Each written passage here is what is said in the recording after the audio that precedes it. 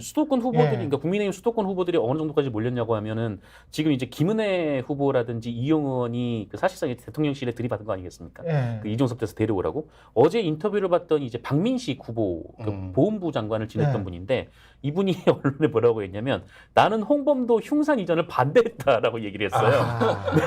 박민식이? 나 지금 몰랐다 이거. 지금 와서 본인이 반대했는데 지금 와서 이제야 국방부가 이렇게 왜 밀어붙였다라고 그러면 하는 최경영의 거예요. 최강시사에서는 그렇게 인터뷰를 했어. 네. 그때는 지금 이런 분위기였거든. 근데 여기서 여기서 다 때려잡는 예. 것 같은 그런 뉘앙스였거든. 여기서 또 종북 예. 얘기를 한다고 하니 그 수도권 예. 후보들이 받아들일 수 없는 거죠.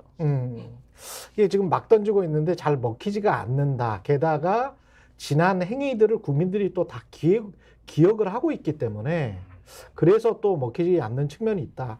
그리고 처음에 아주 그 뭐랄까요, 호기라고 생각했던 의대 정원 이거 확대 문제 이게 오히려 지금 칼자루가 의사들한테 넘어간 듯한 그런 모양새입니다. 이것도 예. 이제 앞으로는 이제 이걸로 긍정적인 거는 이미 다 반영이 됐고요. 선 반영이 됐고 그렇죠. 대통령 지지율이 2월 중순부터 해서 계속 올랐던 거는 뭐 대부분의 모든 여론조사가 맞으니까. 그런데 이제 이거는 더 이상 이제 긍정 호재라기보다는 리스크가 됐다. 이게 리스크가 됐어. 리스크가 됐어요. 왜냐하면 2,000명을 그러니까 2,000명을 고집을 하고 있잖아요. 그렇죠. 예를 들면은 충북대 의대가 49명이었는데 200명이 됐어요. 그러니까 이게 무슨 입시학원, 노량진 입시학원에 이렇게 몰아놓고 이게 아니라 실습을 해야 될 거 아니에요. 그렇지. 그러면 도대체 49명에서 200명이 되는 거가 어떤 계산에서 나온 거냐. 그러니까 정확하게는 지방 거점 국립대 같은 경우에는 모두가 200명이 됐는데 예를 들면 뭐 전남대 같은 경우에는 뭐 근데 한 학년이 200명인 거예요.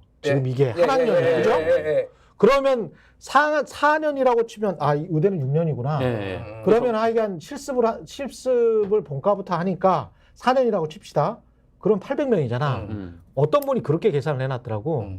야, 병동이 700병동인데 병상이 700병상이야. 그러니까 풀로 다 차도 환자가 700명밖에 없어. 근데 이게 지금 학생들은 800명이야.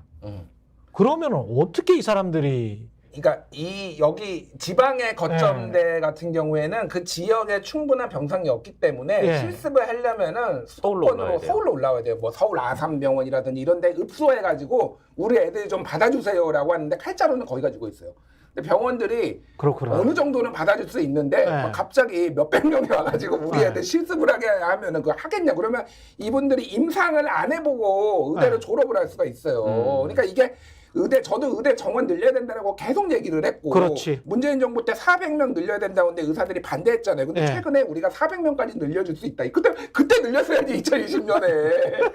그러니까 뭐 이거는 분명히 문제가 있지만은 2,000명은 말이 안 돼. 그러니까 단계적으로 늘리는 수밖에 없어요. 왜 본인이 다 하려고 그래. 본인 임기 5년 동안에 어느 정도 하고 다음 정부에도 넘기는 맛이 있어야지. 그러니까 이게 굉장한 리스크가 됐고 지금 이게 가장 의료대 간의 갈등의 문제가 뭐냐면은 협상 주체가 모호해요. 그러니까 정부는 계속 테이블로 나오라고 지금 얘기하고 어제 윤석열 대통령도 나왔잖아요.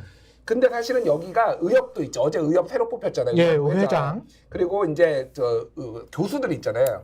의교협도 있잖아요. 그리고 전공의 협의회도 있잖아요. 어디랑 협상을 해야지 이게 깔끔하게 해야 되는지조차 굉장히 불투명해요. 그러니까 이게 단 창구 자체가 없어요. 그래서 이게 장기화될 거예요. 그러니까 굉장히. 게다가 전공의들은 제가 주변에 이제 의사들이 많아서 제 또래 의사들은 그런 이야기를 하더라고요. 우리가 이제 언론사에서 그 또래, 전공의 또래가 20대 중반부터 30대 초반까지거든요. 근데 우리 20대 중반부터 30대 초반까지 언론사 기자들 들어오면 말 잘 듣습니까? 절대 안 듣거든. 선배들 말 절대 안 들어요. 그냥 제멋대로야. 제멋대로인데, 본인도 안 들으셨잖아요. 그래서 저도 별로 말을 못해. 저도 뭐 그렇게 크게 주장은 못 하는데, 그런데, 워낙 말을 안 듣기 때문에 이 사람들이 밖으로 나갔을 때 처음부터 그렇게 의사들은 주장을 하더라고. 야, 우리도 핸들이 안 되는데 윤석열 대통령이 너무 자신한다. 선배들이나 과장들도 그 병원에 있는 과장들도 핸들이 안 된다는 거야. 이 친구들이. 근데 이 친구들 지금 말씀하신 것처럼 의협에서 뭐 어떻게 결의를 했다고 해도 전공의들은 생각이 전혀 달라. 젊은 친구들은. 우리는 우리 자체적으로 간다. 이렇게 생각을 해버리고 있기 때문에 그렇죠. 이게 지금 협상 주체가 모호하다 이 말씀이 맞는 것 같아요. 대통령과 정부가 애초에 예. 멱살을 너무 세게 잡았어요. 그러니까 예. 이게 뭐 2,000명이라는 선에서 아예 뭐 굽히지 않는다라고 얘기를 한 것뿐더러 예. 의사들을 기득권 집단으로 만들어 버렸거든요. 그러니까 물론 그런 면이 없지 않아 있죠. 저희가 네. 봤을 때는. 하지만 대통령은 정책을 해야 되는 사람이잖아요. 그렇지. 그러니까 정책을 하고 이 정책을 조정해 나가야 되는 사람인데 그렇다면 뭐 어쨌든 그 사람이 마음에 안 들어도 저 사람 얘기도 듣고 이 사람 얘기도 듣고 이렇게 조정을 해 나가야 되는데 그러니까 이 사람들을 기득권이라고 규정을 하니까 이 사람들하고 대화를 할 수가 없는 거예요. 그러니까 지금 뭐 전공의 단체든 의사협회든 뭐 이제 정부가 대화 상대로 인정을 안 해버리니까 지금 의정 대화를 시작하자라고 하는데 그럼 누가 나와야 돼라는 질문이 따라올 수밖에 없는 거죠. 그러니까 이게 저는 포퓰리즘의 문제라고 보는데 좌우 포퓰리즘 다 문제가 있는 게 우리가 지금 양극화가 너무 심하니까 소득이 낮으니까 이렇게 해도 돼라고 하면서 좀 무리한 정책을 취하는 것도 포퓰리즘적인 성격이 있고 이렇게 소득이 너무 높고 사회적으로 좀 질시나 질투의 대상이 되니까 이렇게 해도 돼. 이렇게 막대해도 돼라고 하는 것도 사실은 정치적으로 우파 포퓰리즘이죠.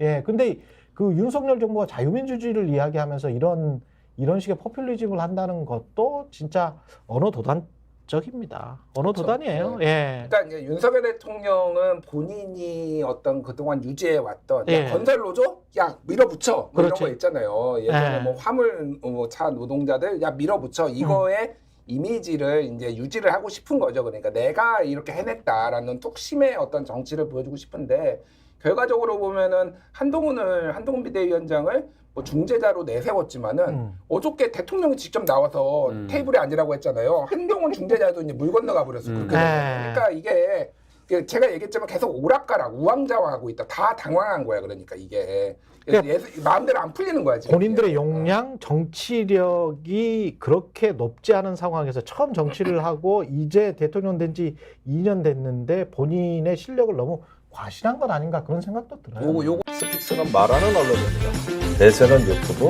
그중에서 스픽스. 좋아요, 댓글, 구독, 알림 설정. 여러분이 저희를 사랑해 주시고 우리가 여러분을 사랑하는 4가지 방법입니다.